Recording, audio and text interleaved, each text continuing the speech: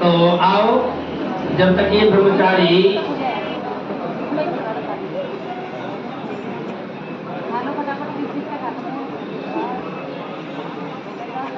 तो ये ब्रह्मचारी भिक्षा का अर्जन कर रहा है। तो भिक्षा वगैरह किस लिए? क्योंकि गुरुकुल जो है गृहस्थ के ऊपर आश्रित हुआ करते थे, तो गृहस्थ से भिक्षाटन करके अपने यहाँ पर लाया करते थे। और दूसरा क्या है कि हमारे अंतःकरण में अहंकार न रहे, अहंकार के दूर करने के लिए ही भिक्षा की वृत्ति का उपदेश दिया गया है। जैसे उदाहरण के तौर पर मैं एक आज आपको दे सकता हूँ बात, दो बातें आ जाएंगी इसी में कि एक तपस्वी जो है क्या कर रहा है, तप कर रहा है। महाभारत काल की घटना है।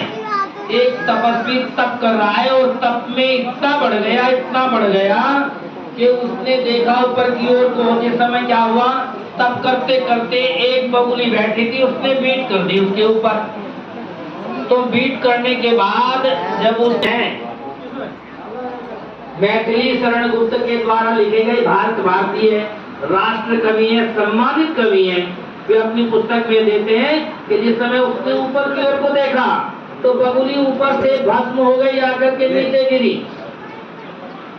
तो ऐसे उस महात्मा जी को बड़ा पश्चाताप हुआ और उस अहंकार को दूर करने के लिए क्या करते हैं कि भाई इसका पश्चाताप मुझे करना है, तो मुझे भिक्षाटन करना है, मैं भिक्षा मांग करके लाऊंगा, उसके बाद ही अगली बात करूंगा।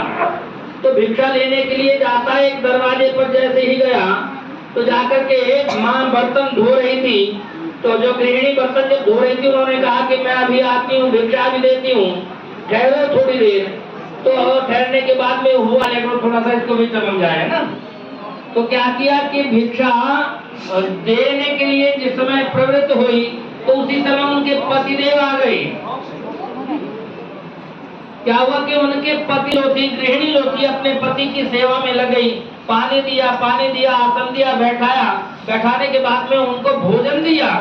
तो उन्होंने दोबारा अलग जगह की भिक्षा नहीं, भिक्षा दीजिए। तो उन्होंने कहा कि ठहरो थोड़ी देर और ठहरो, मैं अभी आकर के भिक्षा आपको देती हूँ। उसके बाद में पतिदेव भोजन कर चुके, करने के बाद में भिक्षा लेकर के दरवाजे पर गई।